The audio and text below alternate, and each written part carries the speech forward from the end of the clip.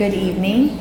My name is Sarah Bracey Penn. I'm a senior English and journalism double major with an emphasis in print journalism and magazine service. And it is with great honor and excitement that I introduce tonight's keynote speaker, Mr. Michael Clinton. Mr. Clinton is the president and marketing and publishing director for Hearst magazines in New York City. And he is fresh off the jet from Paris, where he attended Paris Fashion Week and the Global Bazaar Conference, which is a meeting of all the executives for all the international issues of Harper's Bazaar around the world. So he is making his first trip down to Mississippi, and we are very excited to have him down here at the University of Mississippi at the Act 5 conference. So without further ado, Mr. Michael Clinton. Great.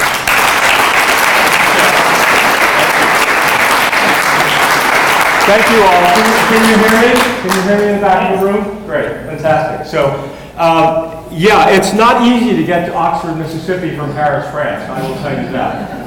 It's a long trip, and if I start babbling or trying to speak high school French, you'll appreciate it. But it was we did have the global conference of the 31 editions of Harper's Bazaar in Paris last week at the end of Fashion Week.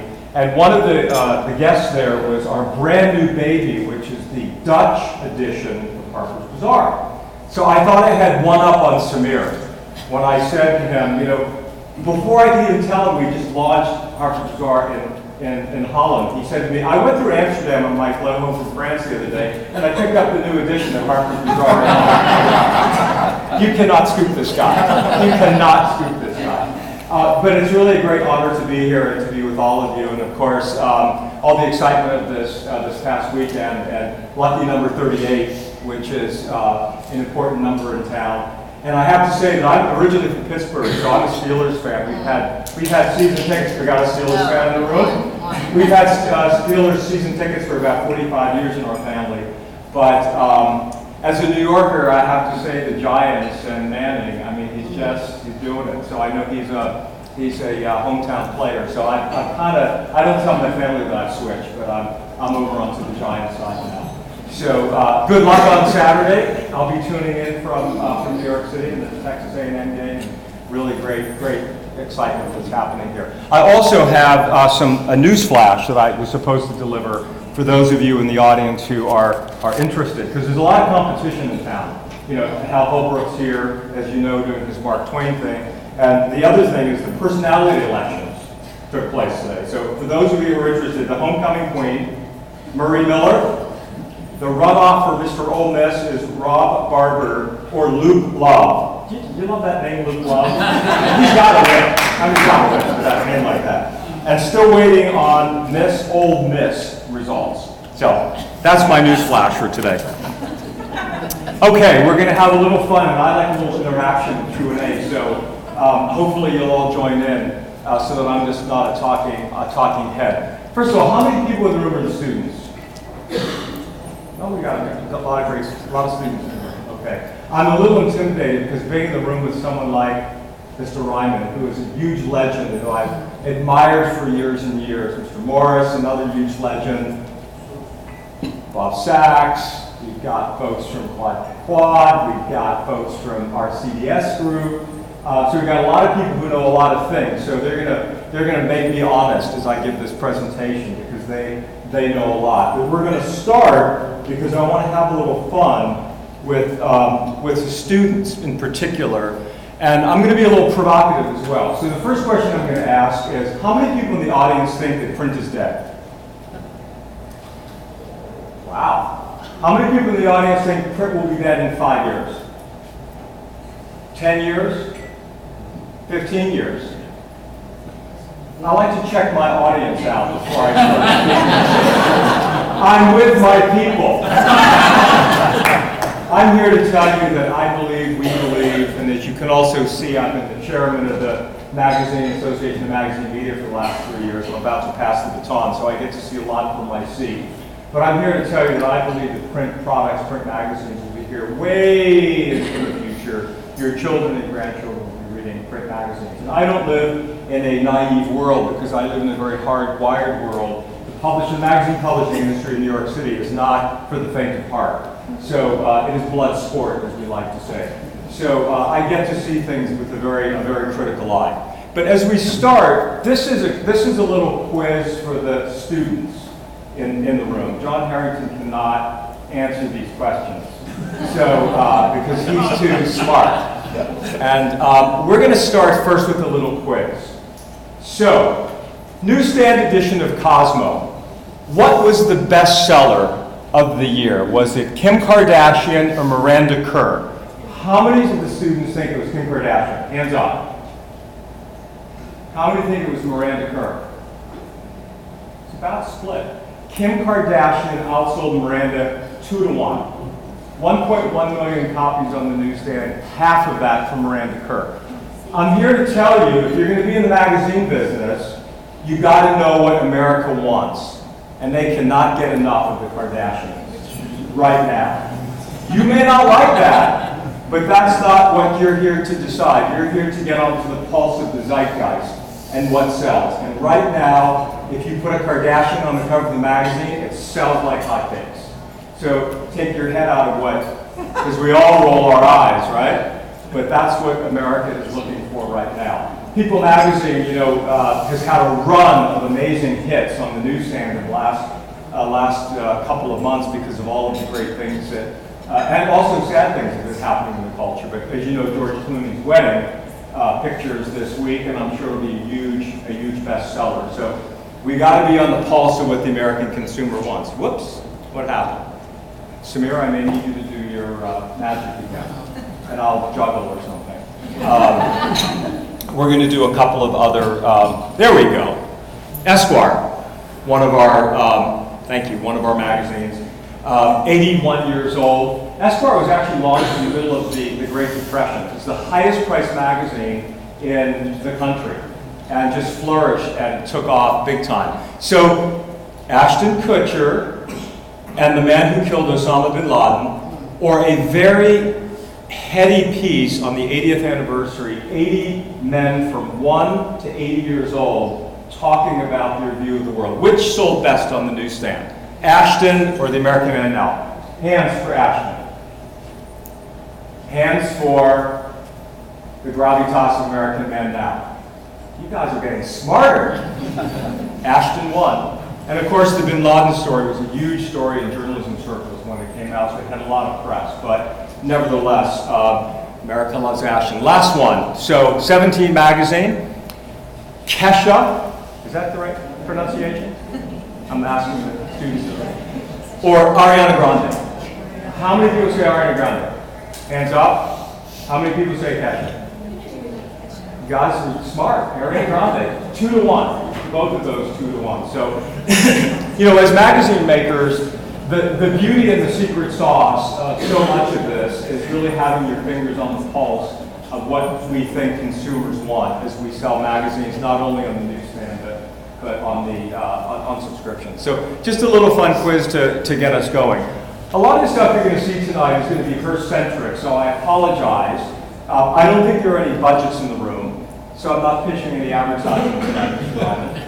But it's only because that's what I know best. And Samir asked me if I would share with you some of the things that are happening in the industry that are live, that are feet on the ground, that are the practical things that we face every single day. Because we live in the practical world of selling advertising, selling magazines, driving print product, and of course all the other things that we do with our business. So print magazine media continue to be strong in global markets and in the U.S. We're now the largest publisher of print magazines around the world. We publish over 300 magazines all over the world. So we are in Kazakhstan with Cosmo. We are in Serbia. We are in China. We are in Mongolia.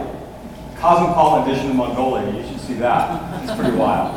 I happened to be in Mongolia a couple summers ago, and I went to visit the offices. And there is a, believe it or not, a thriving community of women who read the Mongolian edition of Cosmo. But at the same time, digital platforms grow, and I'm going to talk about digital and how we see it as an industry and how we should be all approaching it. I always quote Samir, so I always show these stats in terms of the excitement of our medium and all of the great products that are constantly being launched from small entrepreneurs. I love talking to Scott about his magazine in the Delta, to big magazine players who launch magazines and everybody in between. It's a dynamic industry. I have huge respect for entrepreneurs who are starting magazines because, you know, getting back to that idea of creativity and the uniqueness of a product, you can really build a business and thrive if you hit on the right idea. And I love the fact that so far in 2014, over 80 new magazines have been launched. So it's a dynamic medium. It's a dynamic place. Consumers continue to love print magazines, and you know, good news just in terms of that. You know, we launched in the depths of the recession. We decided to test and launch a new magazine. Some of you might be familiar with Food Network magazine. We launched it in 2008, where it was a pretty dismal time in the world, and it's become the #3 best-selling magazine on U.S. newsstands. It's hit $1.5 million in terms of circulation. So we felt so good about that launch that we decided to roll out a second launch with HGTV, which is also hit over $1 million rate-based in series. How many people have seen either one of these magazines? So why do you think, in a world where the urban myth and the prognosticators and the cognoscenti and the digerati, why do you think that you can launch a print magazine and have such huge success in today's marketplace? Somebody yell out an idea. Why do you think you can do this? What? Digital's fleeting. True. Experience. Connection to TV. Connections to TV is a good one. These brands have already built their addiction.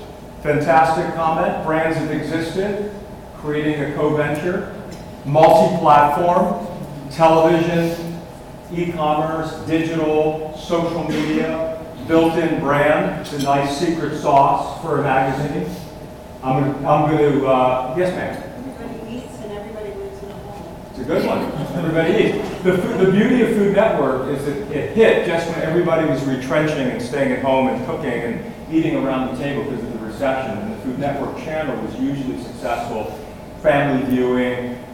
Chefs became stars, you know, they were their own stars, so we hit the zeitgeist, just as we did with Oprah magazine, which is 15 years old next year. When we launched Oprah's magazine, it just hit the right moment where she was at the peak and continues to be a hugely successful magazine. And by the way, the most successful magazine ever launched in the history of magazines. So, and Oprah continues to, we just launched a new book with Oprah 2 weeks ago, hit New York Times #1 bestseller list in its first week. So, you know, the strength and the continuation of strong brands, whether it's an individual like Oprah or a brand like Food Network or HGTV. So good proof points for how print product can continue to thrive and succeed. And I'm going to go back, I'm sorry I keep referring to you, but you have such wisdom. Mr. Ryman, when he was talking about the creativity, if the editors of these magazines had not nailed a unique, fresh voice in the marketplace, because there are a lot of food magazines that are in the country. If they hadn't nailed the fresh voice, for those of you who are studying the printed word or design, it's a combination of the words and the photography and the design and the fun and the consumer interaction which drove this success. So feeling very upbeat about our success with these two magazines. Those two magazines combined for over $100 million business. Now, imagine if we had launched those two magazines and we just took a lot of action on the consumer marketplace and the advertising marketplace. So not being cocky, but being confident, we said, let's keep looking for other ideas to launch print magazines. And so some of you may have seen our new magazine with Dr. Oz called The Good Life. How many have seen it? Okay, a few of you out there who still haven't seen it. Issue #4 on the newsstand now. In 3 issues, 480,000 subscriptions, 300,000 copies on the newsstand, sold out. We had to go back and reprint again. How can this happen in a world where print is dead? Once again, we say, put out a great dynamic product. In this instance, we found a fresh voice, a healthy lifestyle voice. His column is the second best read column in Oprah magazine. The #1 column is her column, What I Know for Sure, which is the last column in the magazine. So we already knew that there was an enormous amount of reader interest, so we developed a magazine just for him.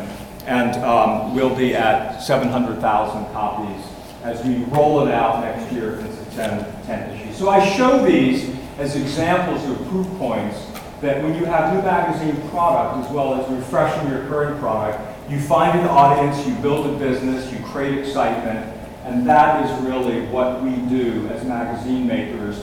Whether we are entrepreneurs or we are big publishers, we find that freshness and they will come. And by the way, they will pay, which is a very unique concept in the world of free media. So, since 2009, readership of magazines has remained fairly steady at about 187 million audience. So fairly steady through the recession, during the recession, after the recession.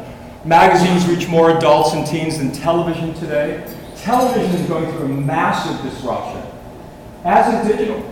And if you follow these things, and if you follow the television audience erosion and what is happening in the television space, it's a dramatically different media with C+7, viewing within 7 days after it's been recorded, over the top, binge viewing. I mean, for those of you who like me, I watched Homeland, and on vacation I watched 2 seasons of Homeland. I almost had a nervous breakdown, but that binge viewing is what is happening now. And millennials in particular, many of them will say in our surveys they don't even own a television. They will watch their TV shows through Netflix or over the top. So massive disruption in TV audiences, while magazine audiences have actually been retaining and holding. And so very, very competitive place in terms of media and reaching consumers from a scale standpoint. Magazine's #1 in engagement. We bring great trustworthiness, authority, editors vet. We know that we're bringing great things to the marketplace regardless of our subject. And we outperform TV and online for critical purchase drivers. So brand ad awareness, favorability, and so forth. So great commentary about the magazine business. But it's all changing. And what we have to be is eyes wide open, that while we believe in print and while we continue to see the future of print as being strong in some areas, in some segments, and others will fall and others will rise, it is all changing. So we have to be conscious of that in the digital world that we're living in. We call it unbound at Hearst in terms of how we approach the marketplace. And I'll give you an example. Excuse me. In 2002, Cosmopolitan magazine was only a printed magazine. 17,830,000 audience. The #1 selling monthly magazine on newsstands in America still today. Biggest reach for millennial women. That was then, and this is now. The Cosmopolitan brand today has 17 million print audience, 26 million uniques on Cosmo.com, huge social media following, the Cosmo channel on YouTube, 64 editions globally, mobile, Cosmo for Latinas, which we do 5 times a year. The Cosmo brand has been exploded into the media ecosystem. And we call this magazine media in its best form because we as publishers now have the opportunity to play on all these platforms. I was telling Sarah earlier that for those of you who are in school and you're thinking about your future and your career, whether you're on the editorial side or design side or publishing side, you now have to have a horizontal skill set. You have to know how to produce content for the printed version, but you also have to know how to produce content for the website, for social media, for all the platforms. So for instance, we have a team of 25 people that just work on Cosmo.com, posting content and videos and following anything that millennial women are interested in. I'm going to touch on this a little bit later. But for those of you who are thinking about your careers and your development, it's not your father's career track. You have got to be skilled in all of these places. And you may not do all of it, but you have to understand it and produce content for it. Because we now live in this multi-platform platform place. And it's a great place to be. It's a huge opportunity for us as magazine brand producers. And that is how we view the world now, and how many publishers now view the world. In fact, last week we did something huge, and for those of you who follow this, and the senior folks in the room will appreciate this, we had this strange phenomena in the magazine world, that every other media was being tracked by its audience and its audience connection to its media. Television in terms of Nielsen ratings, box office scores in terms of what tickets were sold for movies. Magazines were never really viewed by their audience dynamic. How they measured magazines and magazine success was by ad pages. And that is not a proxy for success.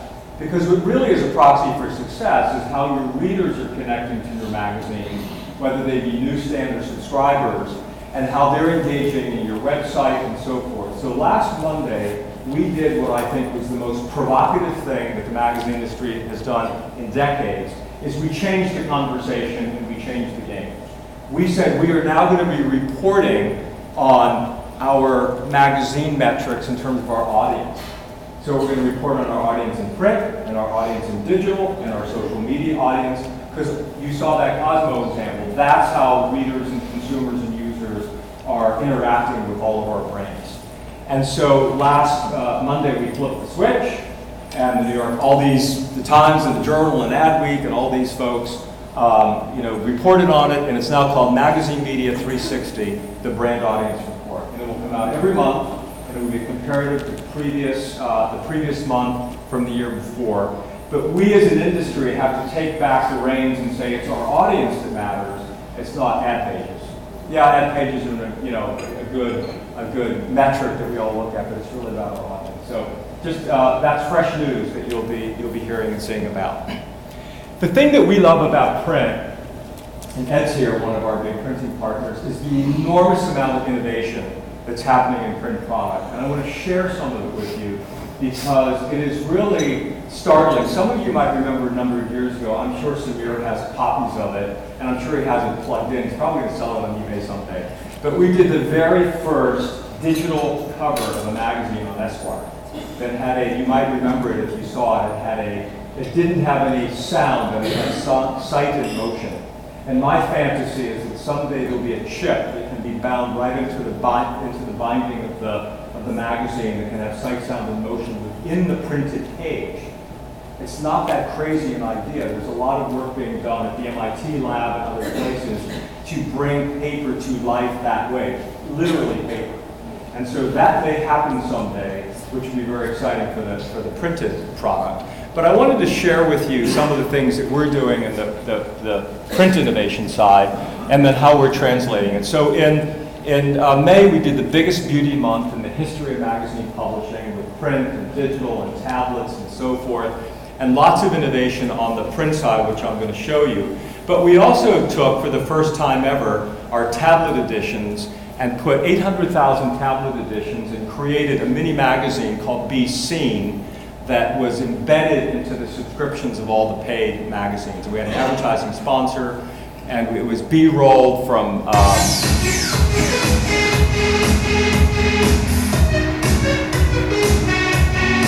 getting the looks from the runway, hair, makeup, and so forth. I was trying to go to the next slide. We have to watch the whole thing. But then here we had product, and all those products were click to buy, so you could go directly to the retailer and purchase them, right off the tablet edition. And I'm going to come back to print in terms of how we're doing things in print. But this was a great experiment that we had in terms of our tablet editions, which I'll also be talking about in a short period. So this was embedded into all the subscriptions of those 10 magazines, three different versions. And then we collected a lot of data off of BC.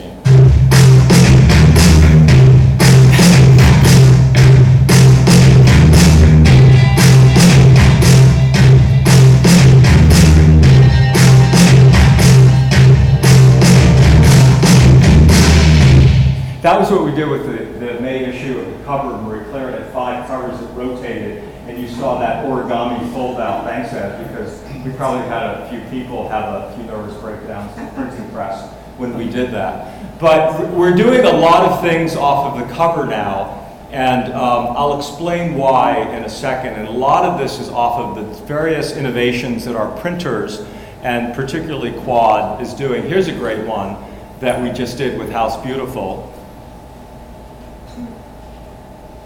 paint chips that are right there in the folder in the inside cover. Editor-in-Chief of House, beautiful Noel Turner, alum of Ole Miss, as well as the Editor-in-Chief of Veranda, who I think you're going to meet. Whoops. Sorry about that.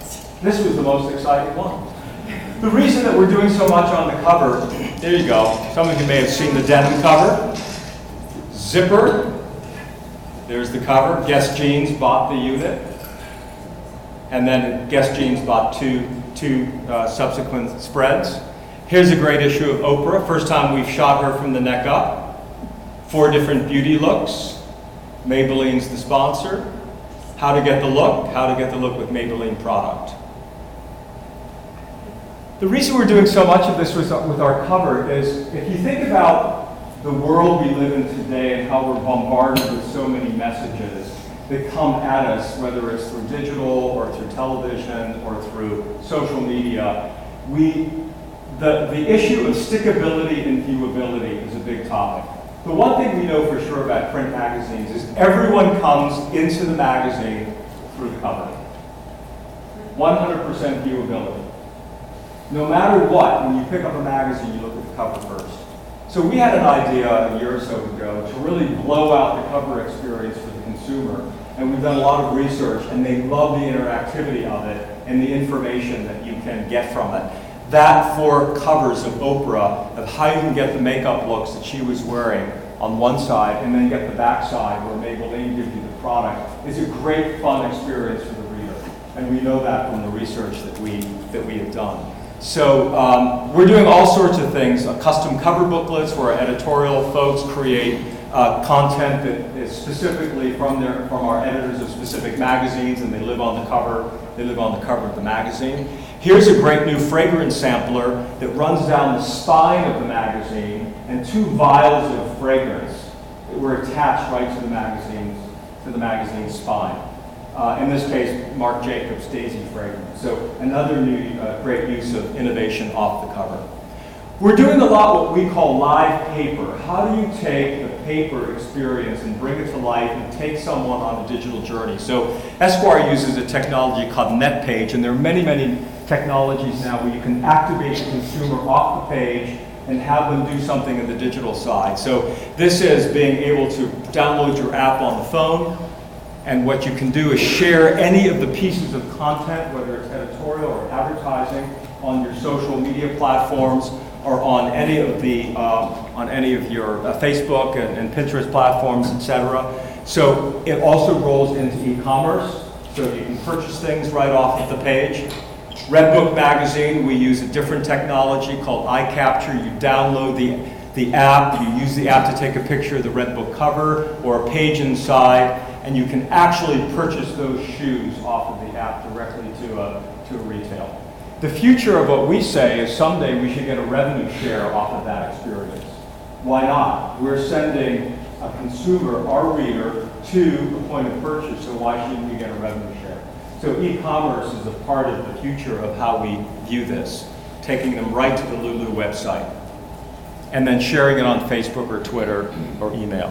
In Harper's Bazaar, some of you may know, we have something called Shop Bazaar. So during the course of an entire issue, there might be 80 items that are identified in the pages, where you go right on to shopbazaar.com and you buy it directly out of the page off to an e-commerce platform.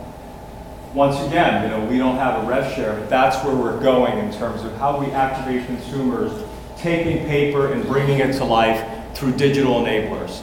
We're doing lots of things on databasing and data matching, so we can have a one-on-one message to our consumer and sending them into stores like Neiman Marcus and so forth. We're doing a lot of things where we're delivering fantastic, beautiful advertising. In this case, the Tiffany produced that is being delivered through geo-targeting and database targeting that we have on our print. Our circulation base is about 31 million. We have an enormous amount of data. And how we activate that, both editorially and advertising-wise, is a big future.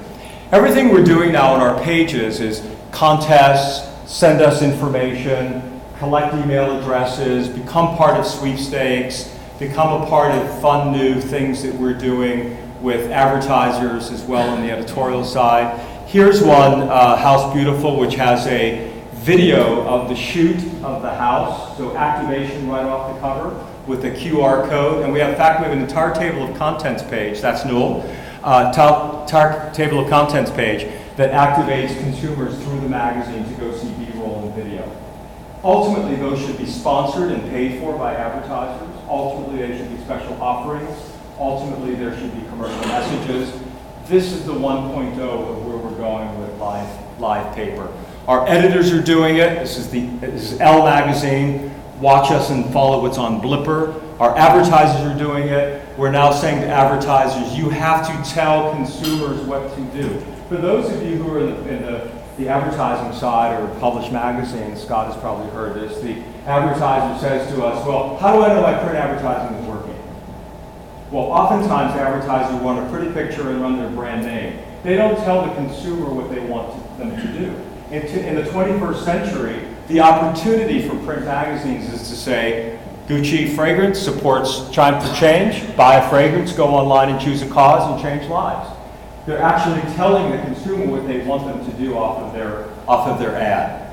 Same thing with Our House, which is a home advertiser, Horchow, and also sending the consumer to all of their various websites and so forth. Same thing with Marisu.com. So we say to our advertising partners, you're running advertising from the 20th century in a world where you have so much digital enablers to live into the print space, where you can send consumers and collect a lot of data and have proof points.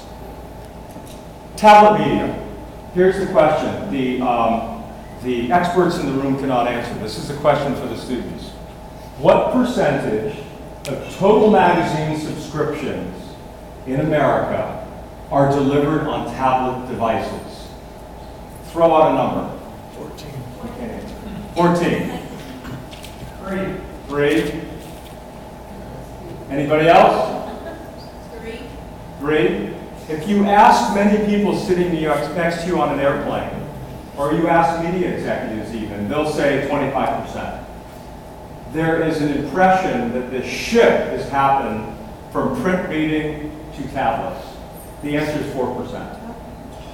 4% since the tablet has been born. And believe me, many of us have spent tens and millions of dollars to stimulate the interest, to get the consumer to go to the tablet to read their magazine. Because why? It's a very efficient way for us to run a business. You're not buying paper and, pardon the expression, printing a magazine and delivering it via culpa. But it is a way that is a very efficient way to garner an audience. But it would appear currently that the consumer does not want to read printed magazines on tablet editions at this point, in any huge scale.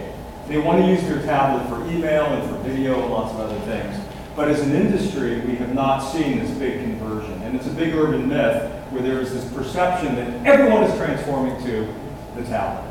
Now, some magazines have higher levels than others based on what they do, but the average is 4%. And you know what we do know about tablet owners and magazine readers on tablets is that they're also heavy users of printed magazines. So we'll continue as an industry to mine this, but right now it's another great story for print. We've got about 1.4 million overall of our 31 million paid subscribers. So, and we have one of the highest numbers in the industry. So it's not a huge number. And many different storefronts. And part of the complication for those of you who've ever tried to buy a magazine on digital, you have many storefronts and many barriers. How many people have heard of Next Issue Media? Therein lies part of the challenge. Next Issue Media, if you go online, because it's a little clunky at the moment, you go to Next Issue Media and you download the app, it is almost like Netflix for magazines. For $9.99 a month, you can select, I think the current universe is about 100 magazines. You can select as many monthly magazines as you want for $9.99 a month on your tablet. So it's an enormous consumer proposition, but very difficult in terms of discoverability. So will this grow? It will grow, but it will be only a percentage. We call it the third channel. So we have the subscription channel, we have the newsstand channel, which is about 8% of all magazine deliverable, and then we have now the tablet channel. But it will grow smaller and not as large as some people might have thought. I want to talk a little bit about digital because the moment is now in terms of magazines being able to compete more effectively in the digital marketplace.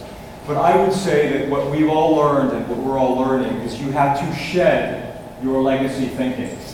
You have to shed thinking about yourself as a magazine publisher. You have to shed all of the things that make a print magazine work, and you have to put on a digital hat, which is a big, complicated, complex, counterintuitive process that for all publishers is a process that they are going through.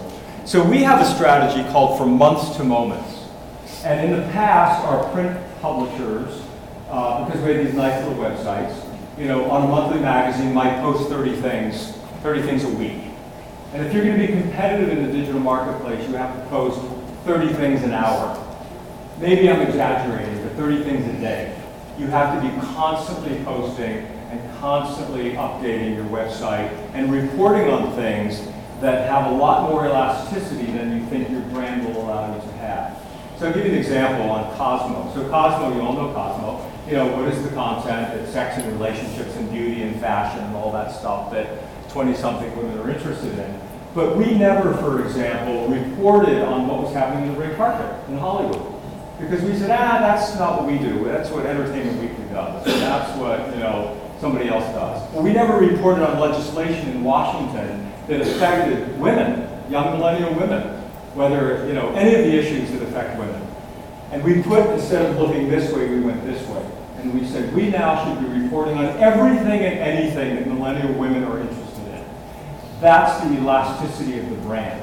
So think about any brand that you're involved in or might work for. How do you have an elastic view of what that brand could be?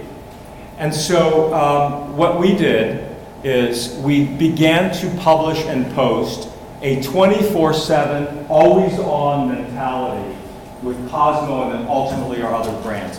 Publishing and posting 300 plus times per day, video content, social media postings, Twitter postings, all feeding to the website, and reporting on everything and anything that is happening. If Katy Perry was at the game on Saturday night and there was a Cosmo person in the audience, we would be reporting on that, because that's an important thing for that particular audience. With great exclusive stories, live takeovers. It's not the most highbrow thing, but cats and abs. So think about hunky guys with no shirts on, with kittens crawling all over them. On the Cosmo side, it's a huge hit. I didn't say it was highbrow, but what I'm saying, it drives an enormous amount of traffic. Whoops, I didn't want to jump to this just yet. But what we see and what we've seen is that Cosmo's gone from 9.5 million uniques to 30 million uniques. It is now the largest website for millennial women in the world. And the reason is this strategy that I talked about. So if you're going to be in the digital game with your brand name, you've got to go big or go home, as we say, in terms of investing and pushing it out. And our print editors participate, and our digital editors participate. And I think there's enormous opportunity for all of us to be in digital platforms, because we find that 90% of the people who come to the digital platforms are not reading the print magazine. And we're able to drive them to print subscriptions and get them excited about our print magazines.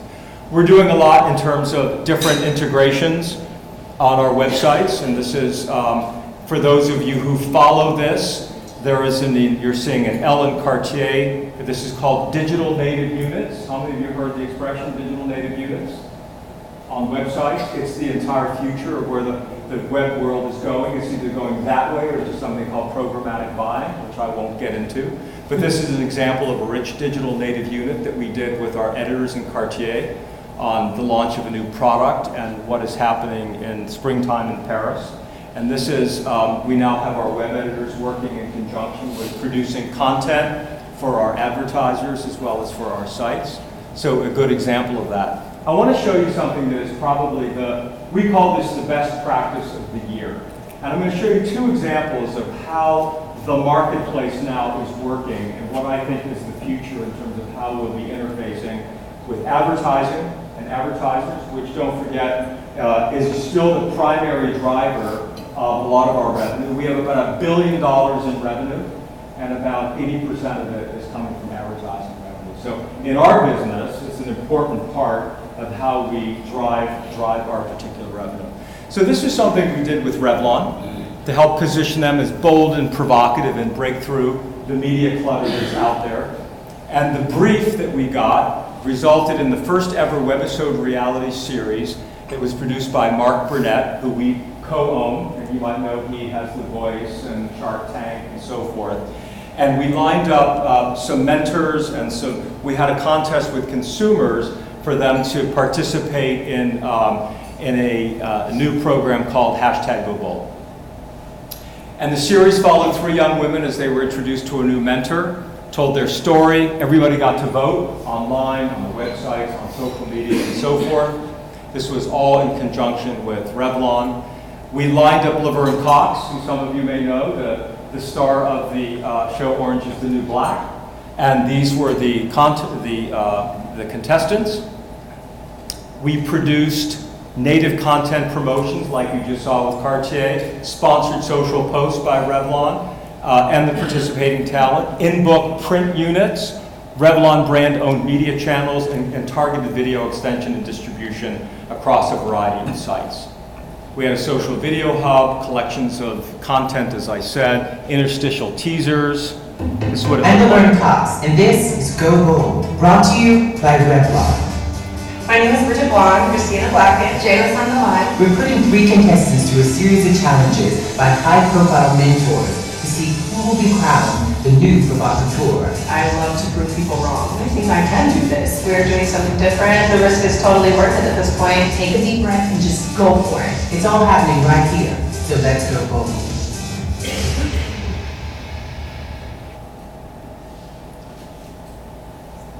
So we went live with this in July. We've had over 600,000 video views in 5 episodes so far. It lives on Cosmo.com, L.com, YouTube, AOL, Facebook. Episode number 2 was in the top 3 videos all summer on both L and Cosmo. And we use all of that to drive the reader and the user back to our print product.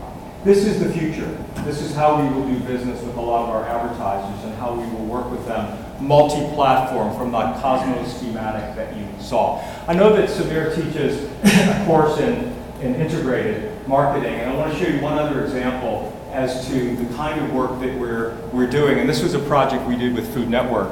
So two Saturdays ago, I went to Chicago to Ravinia, which some of you might know, because we had the first ever Food Network in concert, full day of chefs and food and so on and so forth. And Citibank was the sponsor of this.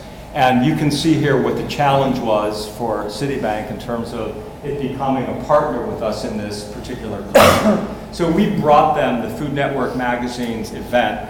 As you can see, John Mayer was the headline performer of the evening. We see all the chefs there on the bottom. I spent about 12 hours there eating and drinking and enjoying. It was tough. It was tough duty. Somebody had to do it, but it was a great day. And you know, Citi obviously was the big sponsor.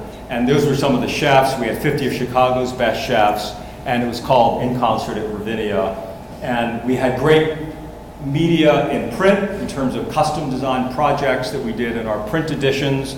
We had a big handout that was given at the concert. We had television, custom vignettes with Food Network and Chicago, lots of things in Chicago, big sponsorship online, mobile ads, dining event integration, you know, and so on and so forth. And so where we find ourselves as magazine publishers is that we're just not in the print magazine publishing business anymore.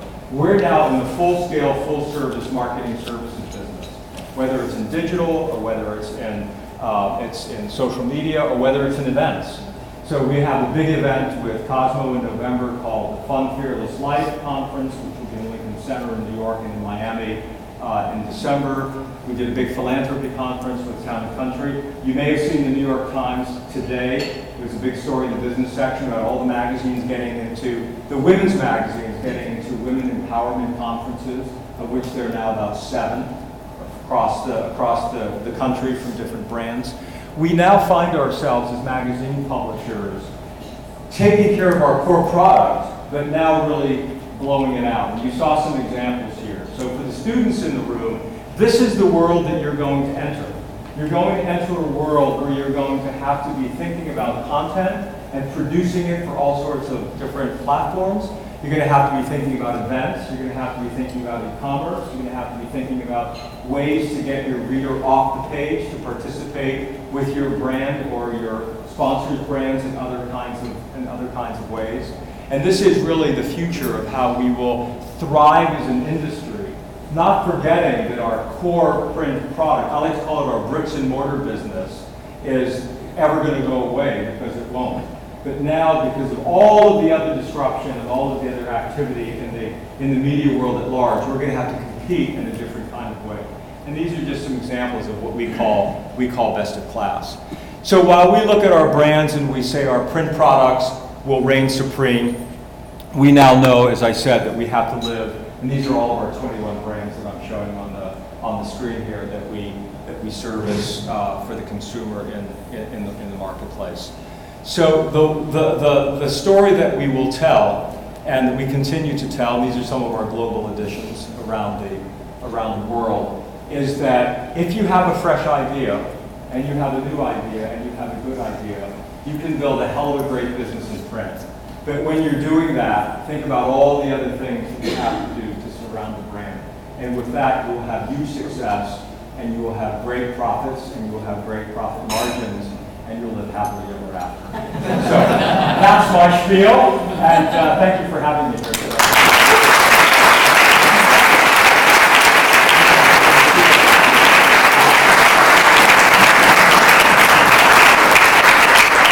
We have some time for some Q&A if we have any questions.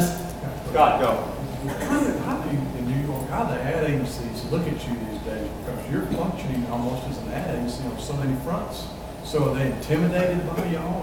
Well, not to get into too much of the detail, but the ad agency world has come apart. So media agencies are now a separate business and a separate entity, and what they don't have is creative shops necessarily attached to them. So they rely on us to produce a lot of things for them on the content side. So we are in that business, and we charge a lot of money for that. If I think about how much revenue this year we'll get that our publishers sell that are other stuff, it is probably close to $20 million of other stuff that we're a big company and we have 21 brands, so you have to appreciate the perspective. But yeah, we're in that space now, whether we like it or not.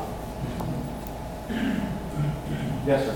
I wonder if you could talk a little bit about the sort of cover activation, QR codes, the video play of the scan cover, how that's working, what your confidence is in that technology. Well, the configurations, the physical configurations that I showed are a huge hit with consumers.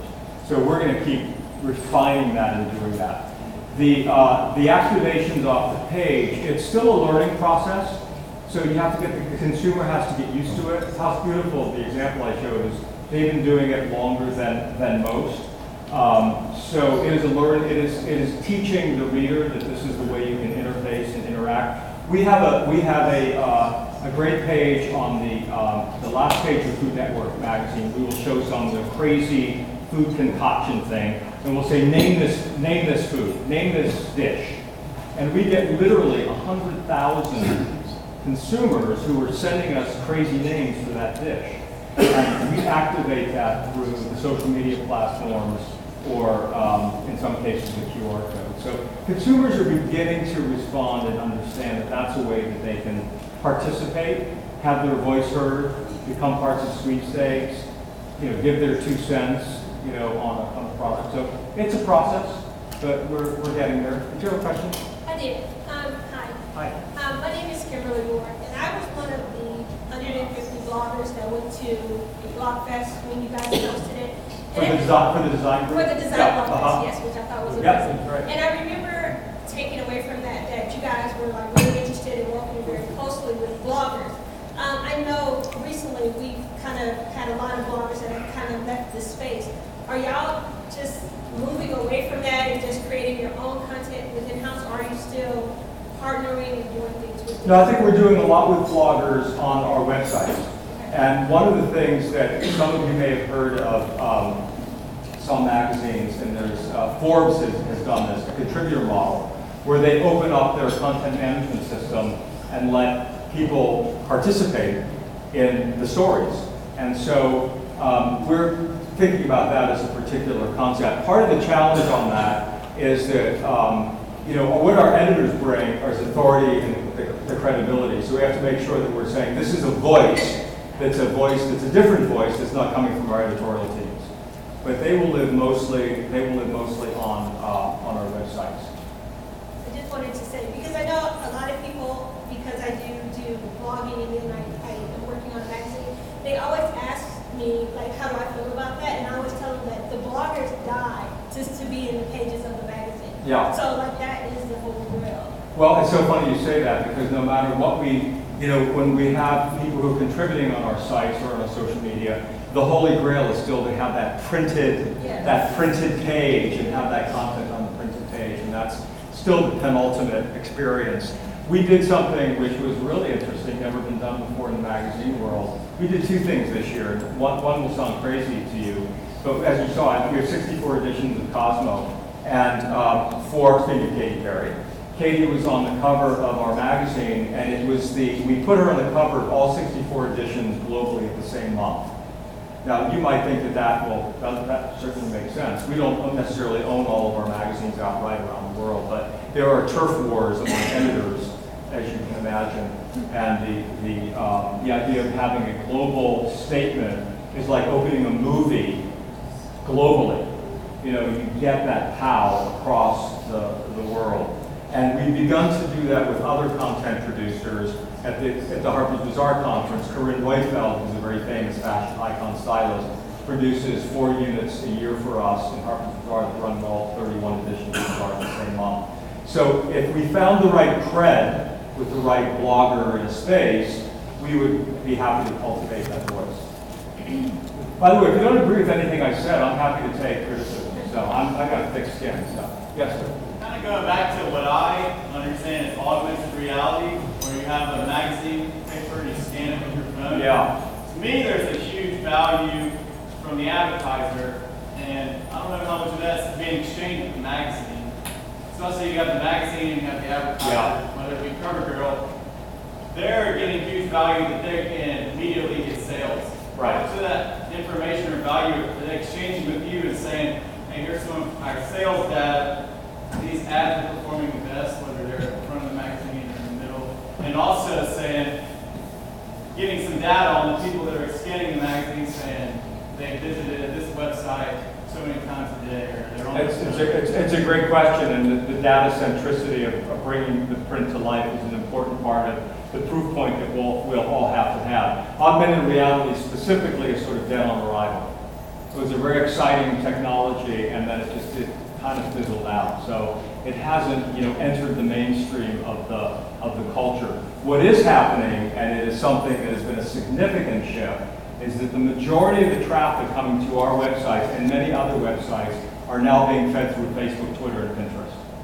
So for those of you who say, well, if you're an entrepreneur or you're thinking about this, we would say right now, if you're not building a platform with Facebook and Pinterest and Twitter, that's a way you can feed a lot of people to your websites. And we're seeing 40 to 50% of our traffic coming from those social platforms. Huge shift and change in the digital marketplace just over the last couple, 3 years on this front. Yeah? Just on a follow-up on that, I wonder if you could talk about sort of the cycle of how did you build those audiences in that social media presence so that could then help push the traffic to the property where you could actually... Yeah, it's a great question. It's consistency of posting. So it's got to be relevant posting. It's not just garbage in, garbage out. You've got to be posting things that are of interest to the consumer off of that site. So, you can overkill it too. So it's the rhythm of how much you put out there. One of the things, the big debate we have now, and I'm a big advocate of this, is I think sometimes our print editions put things out on the social platforms or the web too soon. So if you put out a cover image and you've got, Beyonce on the cover of the magazine and you're trying to tease the marketplace that the magazine's going to come out in a week, that's one thing. But sometimes we'll post an entire story that's in the magazine on the website. We just give it away for free. The consumer's like, yeah, I don't need to buy that magazine. I just read that story online. So, part of the dance that we have to be very careful is that we're not giving away the content that's in the magazine. Because most of the content that's on the website is different. It's, call it 90% different than what's in the magazine. But sometimes our editors think that they're promoting the issue, particularly for the newsstand, by putting, a big story out there or a big, the big cover profile out there. And I would argue that the consumer is going to walk past the newsstand and say, oh, I saw that already, so I'm going to buy it. So it's really a careful crafting of what you're teasing out, and it is not necessarily what's in the printed edition. You want to keep them excited about the brand so that when they see the printed edition, they want more of it. They want more of it. And that's the magic of what our editors do. Yes, sir? You were talking about the revenue share based on advertising on your digital, and as well as in your print version as well. Yeah. Are you looking at trying to get revenue share with both? That, to me, is a big future initiative that we should be doing. Here's what getting back to the advertisers, we rent them, our eyeballs, our readers, our people who pay for our content. They come to us for our content first. We're kind of renting them to the advertisers. And unfortunately, we have to sell advertising. It's a little harder for us. But in any event, we like to say we brought them to the point of purchase, and now they're buying it. I should get a piece. Why not? Everybody else does. Affiliate marketing is in the marketplace now. So we've had two examples already where we've done that. With two advertisers who jumped in. We jumped in at first, and we get a revenue share off of the print and the web on all of their advertising. If they sell anything on the website, we get a piece of the action. And I think that's a huge opportunity. We're not there yet as a medium. But the more we can drive consumers off of the printed page to do things and have the data proof point, then we should be able to come in and say that should be your revenue stream for us. It's going to come. It's going to come someday. Second part. Yeah. Will it be a bigger percentage you guys based on placement of the ad in the magazine? No. One of the things I could regale you with stories of how grown-ups battle and fight for where their ad should be positioned in the ad. Especially in the first, there's this, in the first 50 pages, the first 25 pages, the consumer could give two hoots about where the ad is placed. The best performance of any ad we find is when it has contextual relevance. You have beauty editorial, and you have a Revlon ad. So, that's the best response in contextual relevance. So we always say to advertisers, be where the action is, be where the content is, and you'll get better results. Sure. I want to say mine. You've got such great brands. Have you all talked about Oddball magazine like Monocle, which I'm sure you've seen? It has brick and mortar stores. Well, it has their own store online. Yes. We have a multi-million-dollar business. On my way back from Paris, I made a pit stop in Dallas to see the CEO of JCPenney. We have a line of the Good Housekeeping seal is on 300 products in JCPenney. They pay us for that. We have a line of Cosmo shoes and handbags in JCPenney. We have a line of Country Living product in Sears Kmart. We have Esquire shirts and ties in Men's Warehouse.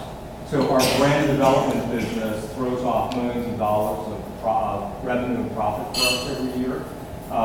So yes, we're in a, we don't own Food Network, but there's a line of product in Kohl's for Food Network, which might be. There's HGTV paints. So yeah, it's a tough, retail's a tough business, but we have a pretty thriving business. Our friends at Meredith have a big deal with Walmart, with Better Homes and Gardens. They have a big outdoor furniture line at Walmart that's very, very profitable for them. Real Simple has done something, does something with a container store. So that brand development is another part of our business.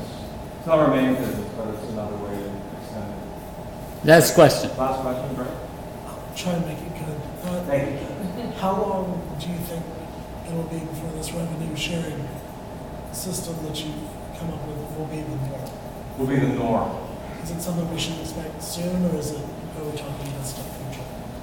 I don't think it's going to happen in the next few years. I think it's a process that with the right alchemy.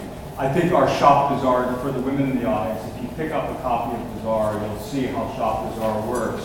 For if you're really interested in fashion, get that instant gratification of buying that new whatever is being shown on the page is pretty compelling. So the more we can gather the data, we have somebody in 90210 area code who shops shopbazaar.com. She has spent $40,000 off of the pages of Shop Bazaar in the last 6 months. I know her name, I can't tell you, but she's a household name. So if you start really showing getting the data and really showing that you're selling product, that's when you can flex your muscles. But we're it's down the line. Thank you, That's it. Michael. It's Thank you. great.